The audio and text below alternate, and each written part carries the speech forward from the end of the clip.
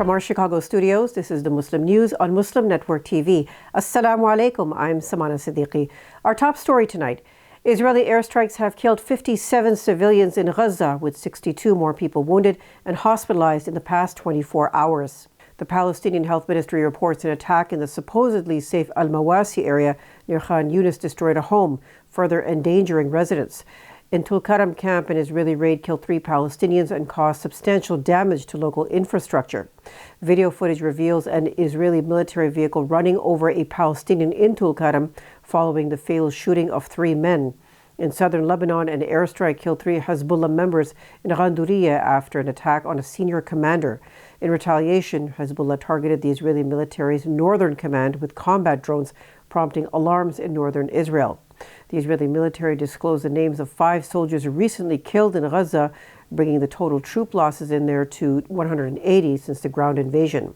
At least 580 members of Israel's security forces have been killed since October 7th.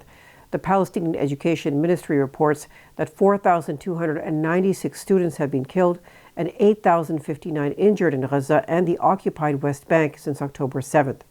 Of these, over 4,200 students were killed in Gaza and 39 in the West Bank. Israel's war has resulted in more than 23,000 casualties, including 9,600 children in Gaza. Over 1,100 Israelis were killed from Hamas's initial attack in October. The United Nations Relief and Works Agency for Palestine Refugees says Israel's war on Gaza has resulted in the highest number of casualties among UN staff in its history. UNRWA says 142 staff members have been killed. It also says 130 of its schools and facilities across Gaza have been directly affected by Israel's bombardment, resulting in catastrophic living conditions. UNRWA stresses that Gaza is facing a humanitarian catastrophe with hundreds of thousands of residents at risk of starvation. About 90% of Gaza's residents have been displaced in the last 3 months, with more than 1 million people seeking refuge in UNRWA facilities. A senior U.S. senator says Israel should face consequences for Gaza's civilian casualties and for restricting humanitarian aid. Democratic Senator Chris Van Hollen criticized Israel on CBS News for imposing a cumbersome process for delivering aid to Gaza. He did not, however, specify what consequences Israel should face. Van Hollen commended President Joe Biden and Secretary of State Antony Blinken for demanding a reduction in civilian casualties and improved cooperation for humanitarian aid. However, he expressed dissatisfaction with the lack of progress. During Van Hollen's visit to Egypt's Rafah crossing into Gaza, humanitarian workers described it as the worst environment they had encountered for delivering aid. The Israeli government's appointment of Aharon Barak, the former head of its Supreme Court, to the International Court of Justice panel has stirred controversy. The ICJ is preparing to hear South Africa's case accusing Israel of genocide in Gaza. It alleges Israel's actions are genocidal in nature, causing a high death toll, primarily among women and children. Barak is an 87-year-old Holocaust survivor who previously served as Israel's Attorney General and Supreme Court judge. During his tenure, Israel's Supreme Court refused to rule on the overall legality of Israel's separation wall in the occupied West Bank. Barak allowed most of its construction to proceed. In 2004, the ICJ issued an advisory opinion that deemed the wall illegal. Barak's appointment to the panel was approved by Prime Minister Benjamin Netanyahu. The Israeli-American wife of billionaire hedge fund manager Bill Ackman faces plagiarism allegations concerning her academic work. The Ackman family was recently involved in a campaign to oust Harvard's former president, Claudine Gay, over charges of anti-Semitism and plagiarism. Business Insider reports that Ackman's wife, Neri Oxman, used passages from other academics without proper citations and quotation marks. It also reveals that at least 15 passages were lifted from Wikipedia entries without proper attribution. In response to the allegations, Oxman issued an apology on social media. A Maryland state delegate is proposing legislation that will remove the Council on American Islamic Relations from the state's Hate Crimes Commission. Dalia Attar, who is also a member of Maryland's Ways and Means Committee, said they are working on legislation to remove CAIR from the commission. Attar accuses the executive director of Maryland's CAIR branch, Zainab Chaudhry, of posting pro-Hamas statements on social media. Attar describes Chaudhry's statements as anti-Semitic. Chaudhry has made comparisons between Israel and Nazis. She was temporarily removed from the commission after defending her posts. She was reinstated in December after Maryland's Attorney General determined they lacked the authority to remove her. CAIR National lost its advisory position on the White House's strategy to counter anti-Semitism. This was after CAIR co-founder and executive director Nihad Awad said he was happy to see people breaking the siege and throwing down the shackles of their own land. Call for urgent transfer of 6,000 seriously injured patients in Gaza. Details after the break, so stay tuned and we'll be right back.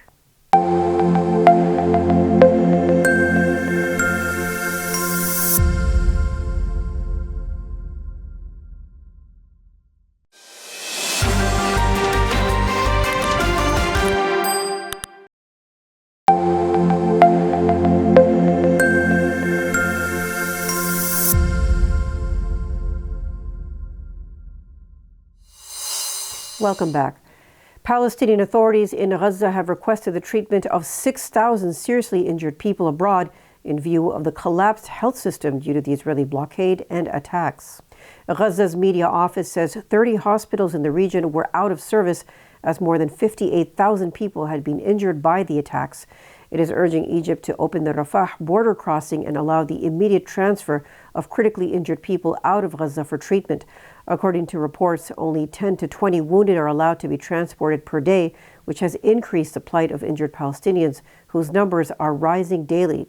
The office called on the international community, particularly the U.S., to put pressure on Tel Aviv to end Israel's genocidal war against defenseless Palestinians. According to the Ministry of Health in Gaza, Israel attempted to disable the Al-Aqsa Martyrs Hospital in Deir al-Balah in central Gaza by bombarding it with unmanned aerial vehicles. At least 73 bodies and 99 injured were brought to Al-Aqsa Martyrs Hospital in 24 hours. On Sunday, Israeli attacks on the town of Deir al-Balah in the center of Gaza resulted in casualties, including children.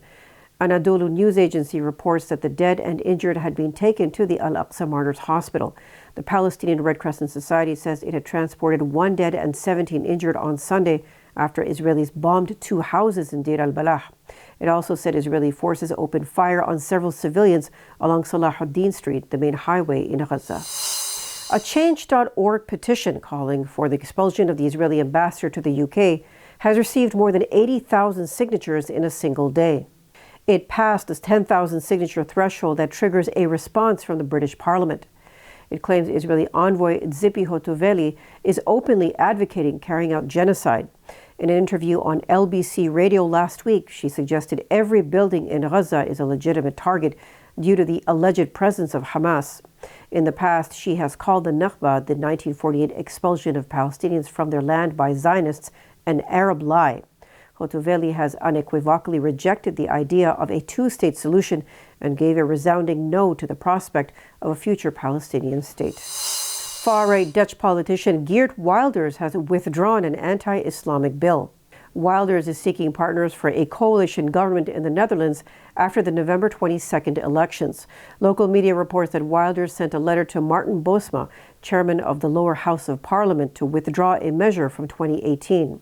The proposed legislation aims to ban Islamic forms of expression, including mosques, the Quran, and Islamic clothing for women. The Dutch Council of State previously said the law discriminates against a section of the population and violates fundamental rights. Wilders has also called for the withdrawal of 2 other bills, one of which bans dual citizenship and another which provides for administrative detention. Wilders' move was interpreted by the media as an attempt to appear less extreme and thus win over potential coalition partners. The last coalition talks took place on December 21st and are due to continue. More than 10.4 million voters cast their ballots on November 22nd to elect the members of the 150-seat Dutch parliament. Wilders' far-right Islamophobic PVV party became the strongest one with 37 seats. It was followed by GroenLinks PVDA, a coalition led by former EU Commissioner Frans Timmermans, with 25 seats. Bosnian Serbs gather in Srebrenica to express solidarity with 2 local Serbs detained for alleged provocations against Muslims. The detainees were accused of firing shots at a Bosnian Muslim's home in Potokari near Srebrenica. Serbian Orthodox Church priest Aleksandar Mladenovic organized a demonstration attended by Srebrenica Mayor Mladen Grujic and his deputy. Ružić condemned what he perceived as pressure on Republika Srpska police, one of Bosnia and Herzegovina's entities. Srebrenica is religiously divided between Orthodox Christians and Muslims. In related incidents, ultra-nationalist or Serbian groups carried out anti-Islamic actions on Orthodox Christmas Day, verbally assaulting Muslims in Srebrenica. A gunshot was fired near a Muslim's home, allegedly by a convoy under Republika Srpska police control. Police detained 2 individuals in connection with the incident and launched investigations into similar provocations in nearby Vlasenica. It's not the first time Bosnian ultra-nationalist Serbs have engaged in such provocations, having previously desecrated the Srebrenica Genocide Memorial Cemetery. The president of the Muslim American human rights organization Justice for All recently shed light on the discrimination faced by Indian Muslims, especially in education and employment. Speaking with Anadolu news agency, Imam Abdul Malik Mujahid said despite excelling academically, many educated Muslims struggle to secure jobs commensurate with their qualifications. This has resulted in a substantial gap between the income levels of Muslims and Hindus in India. He highlighted economic disparities, with only 1% of Muslims holding government jobs, despite constituting 15% of the population. Meanwhile, Brahmins, representing 3.5% of the population, occupy 61% of government positions. Mujahid said the educational curriculum is being changed to erase Muslim heritage in India. He discussed how bans on cow transportation for non-agricultural purposes have led to the decline of the meat and leather industry, disproportionately affecting the livelihood of Muslims.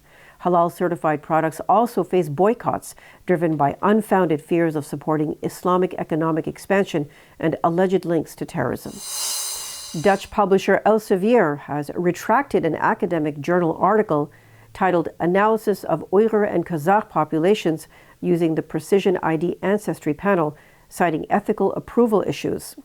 The study involved the collection of DNA samples from 203 Uyghurs and Kazakhs in China's northwest region, with claims of aiding police investigations. However, experts raised concerns that these samples were obtained under duress. The article's authors claim their findings could help police in using genetic sequencing techniques to identify suspects in cases. Yves Moreau, a professor at the University of Leuven, has been critical of the study, suggesting the Chinese government coerced the collection of genetic information from Uyghurs and other minorities. He also raised concerns about a similar study sponsored by China's Ministry of Justice, published in Forensic Science Research. Witnesses, including Qalbinur Siddiqui, who lives in the Netherlands, reported mandatory blood and DNA sampling within and outside Northwest China's re-education camps. He said authorities are using platforms like WhatsApp to schedule appointments and issue threats of severe consequences for non-compliance. Maya Wang of Human Rights Watch emphasizes journals publishing such studies should scrutinize the ethical aspects given the troubling collection methods. Moreau's previous investigations led to 8 resignations from an American journal's editorial board over similar Uyghur-related articles in 2021. The retracted articles share authors with ties to Chinese public security agencies, further raising ethical concerns. That's all from our Chicago studios tonight. Thank you for tuning in. You can subscribe to our YouTube channel and hit the bell icon for the latest updates. For more content, keep watching Muslim Network TV or visit muslimnetwork.tv. Salam and good night.